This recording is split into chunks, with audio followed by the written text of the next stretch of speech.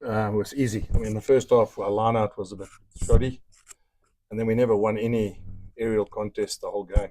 Every time there was an up and under, both sides, we probably were less efficient than the Stormers.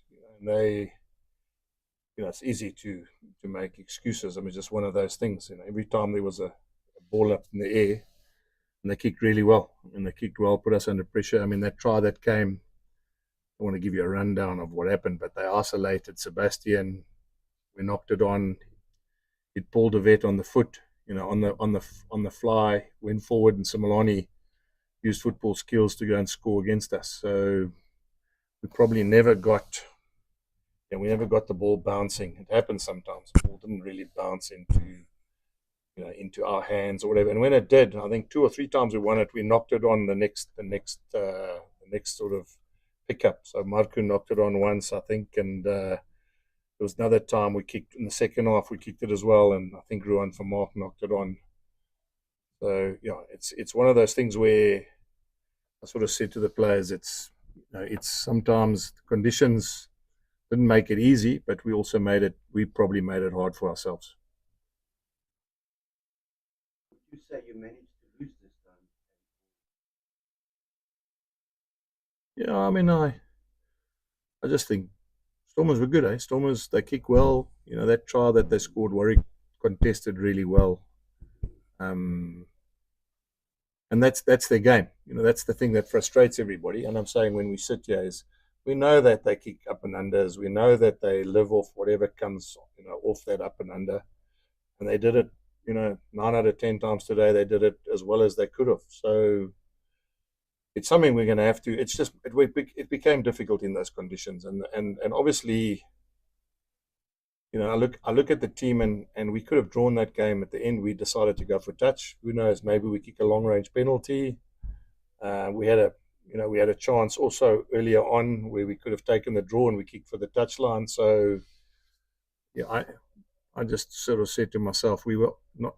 One of the permutations of not playing today would have been 2 points each, and we wanted to try and win the game. We wanted to try and win the conference. So it's quite ironic because it could have still ended up in a draw, and in hindsight, it probably would have suited us because we wouldn't have had 3 injuries. So it just shows you it would have been 2 points without injuries. Now it's obviously one of those tough things because you lose, and that's the other thing, Cole, that I think it is what it is you lose Kanan in the 4th minute, and he's probably the best under the high ball for us in our team. We lose Kobus Visa, and we lose Marku within 47 minutes. I mean, there's not, that comes with a break in rhythm and a break in cohesion, and so I thought we did really well to come back and take the lead after 60 odd minutes. But we just couldn't win the aerial battle, and we couldn't, as I said, get our line out going in the beginning. Where to next? I mean, 2 weeks ago we said Yeah, still not cold. So where to next? Very simple. I think we're 3rd on the log. I think we got points in the bag when we were away from home, and that's always important. We just got to regroup now. Got some really tough games coming up. So it's not.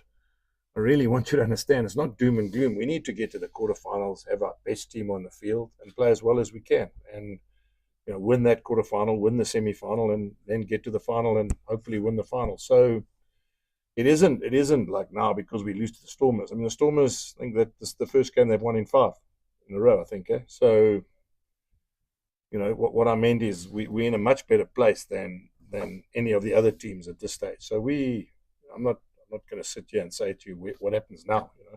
What happens now is we have 2 weeks off with no games. We regroup, and then we've got a couple of more home games before we head on our EPCR tour. So I'm just, as I said, just wait for all the medical assessments to come through tomorrow, and then some of the boys are obviously going to that Springbok alignment camp 2 weeks time, and then when they get back, we'll just start regrouping for Leinster and Zebra. That are the next 2 big challenges for us.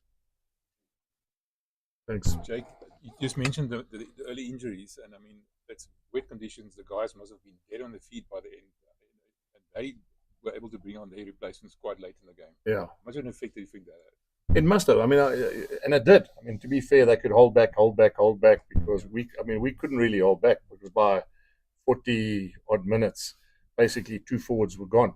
Um, and I sort of sat today thinking, should we have gone 6-2 bench? And tactically, while we were warming up, the game was delayed. Should we try and change and say one of our backs has got injured in the warm up?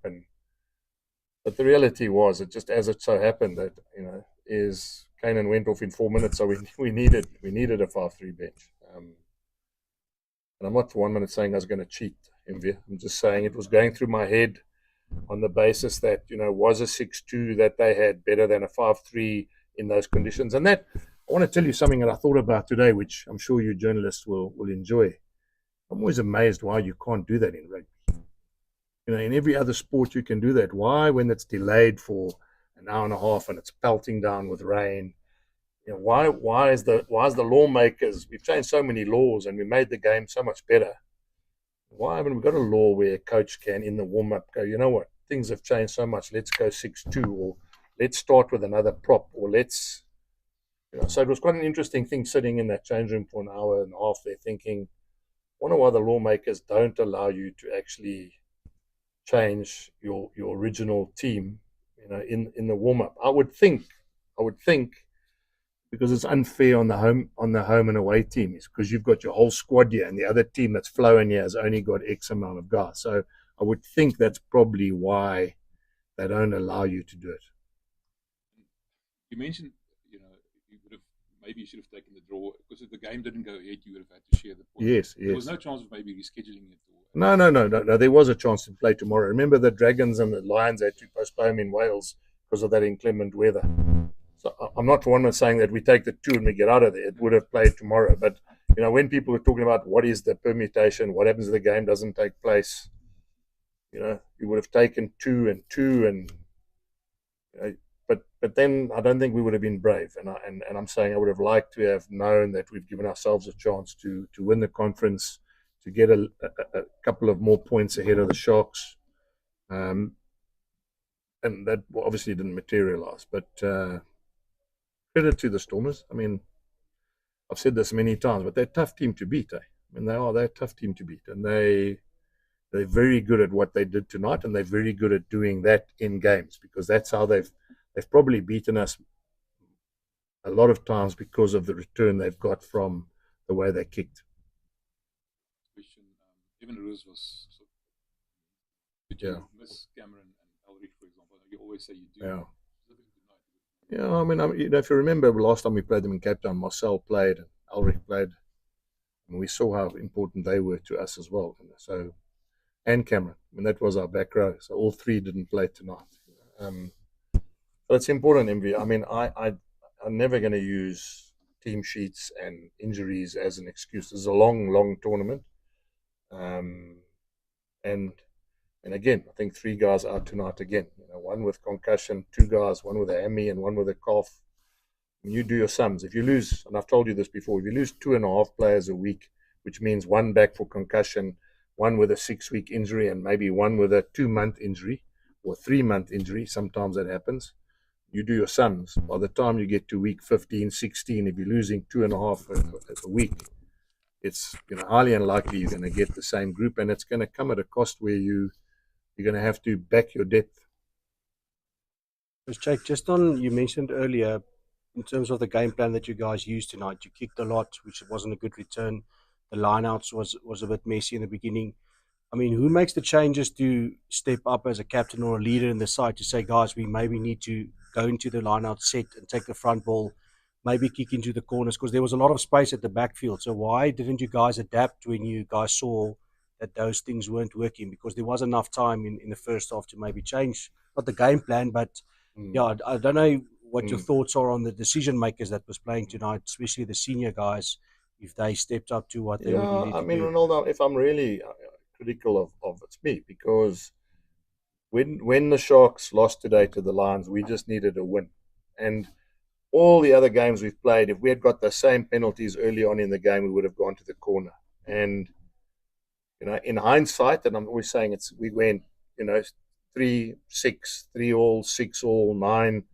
Maybe we should have been brave in the first half and put them under the pressure, in the corners. But that's easier said when you look back at the game. At 65 or odd minutes when we were leading because of that try, then everything would have almost been the way we would have planned it.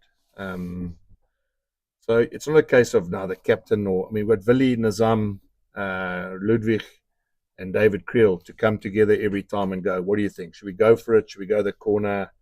And I've got to trust them too. I can't. Otherwise, if I sit on the roof and I put up an orange light or a green light, then I'm not really being fair to them.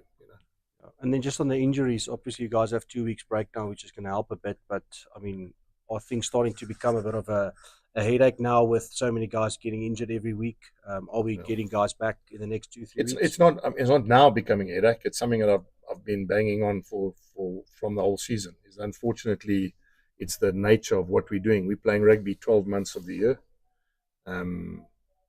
Guys are going from test matches into URC, into EPCR, into Currie Cup, and it comes at a cost. There's no ways. In the old days, there's no sports science that tells you that rugby players should play 12 months of the year.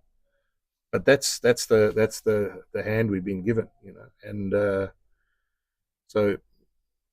But we gotta have to adapt. Every team is going to have to find a way in which they increase their depth. That they, that recruiting is going to be where we can have maybe 2 in each position. So I just, because I know you're going to ask me. You get Pollard and Goos and two 10s, and that's what you need in these tough competitions, because you need. One guy's not playing, you need the other Springbok to come and play while he's injured. Because at this point in time, it's no one's fault. The difference between where we could be and where we are is massive. I said to someone before the game, Jan Hendrik is early 20s, tight forward. Ludwig is early 20s, tight forward. Jeff van Heeren, early 20s, tight forward. That was unheard of at Northern Transvaal 30 years ago. Unheard of.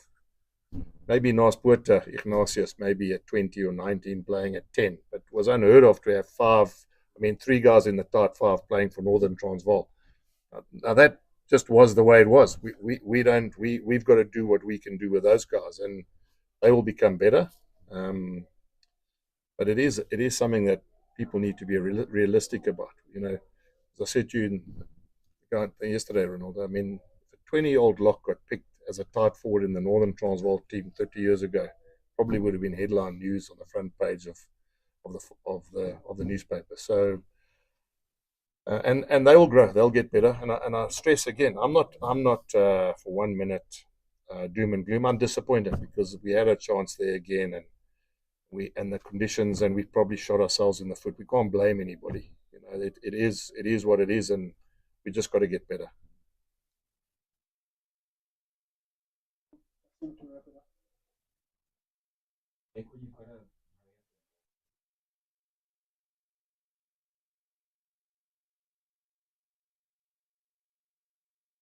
Yeah.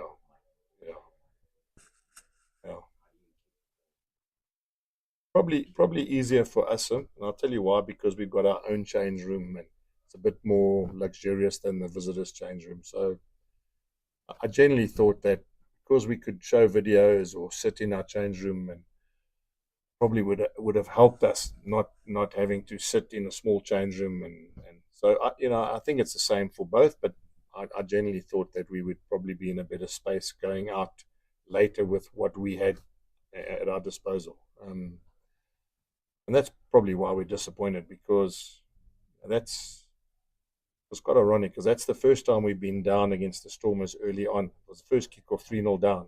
All the other games we've basically been leading after about 5-6 minutes, scored in the final against them a couple of years back, scored within 4 minutes the last time we played them in Cape Town.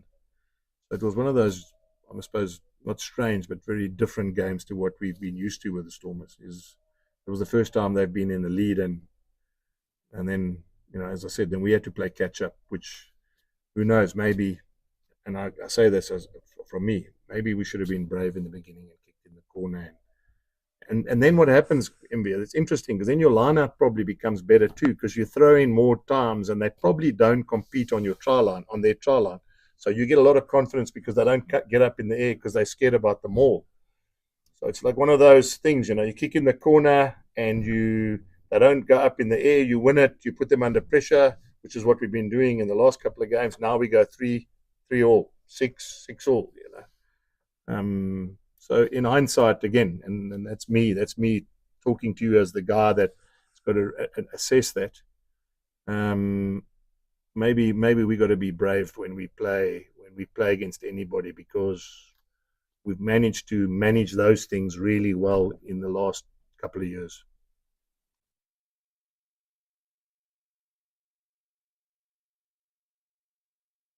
Yeah. Mpilo, yeah. Yeah.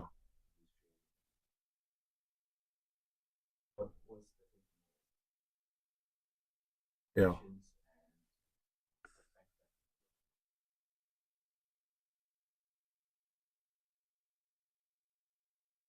Yeah, so it's interesting because you know what happened there. The easiest thing would have been is just to put Mpilo to 8 and move Nazam to 6. And I thought, you know what, we're struggling in the lineout, and it's so wet underfoot that if I pick the heavier pack for the longer part of the game and I put 3 locks on, then maybe that would be the catalyst for us to change the dynamic of our lineout. That doesn't for 1 minute say that, but Impilo's not a lock. So having 3 locks there, I thought might help the caller and might help the thrower just to get a little bit more rhythm. Quite interesting because he was in the loo. And that's why, I thought I can't put a guy on the field because the other guy's in the toilet. And that's also never happened to me before, because now I got to tell the ref, hang on, he's in the toilet. So it was one of those. It's crazy. It's a.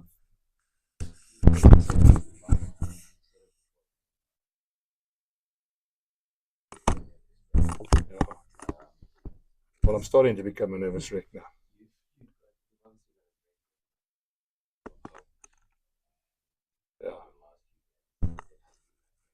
Yeah. No, because I think we're probably going to have to play away from home in the semis and the finals. So, got to use that in my advantage. That'll probably be in my team talk, Sim. But this comp's tough, boys. This comp's tough. You must never underestimate these derbies. This is the 4th derby we've played in 4 weeks. So whether you're home, away, whether I think we got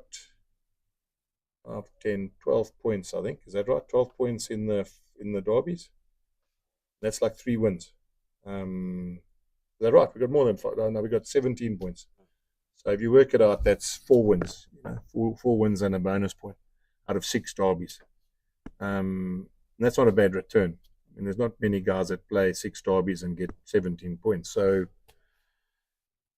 but I hope I've answered your question. Is that we're going to have to get better at home, and that's got nothing to do with whether you're home or away. It's just we've done so well, and we had points in the bag, and we had an opportunity now to jump ahead of everybody, and we let it slip. But my positiveness of where we are is very simple: is that no team that's played at home and won every game at home has won the competition. So, the teams that have travelled last year, Glasgow travelled and won. Munster travelled the year before and won. And the Stormers went overseas at the time before and won. So it just shows you that that this competition is so tough. You get it wrong home or away, you could lose or win. Lose, and then obviously, or you can get a win. Last one, sorry, Jake. Just on Monday, I'm being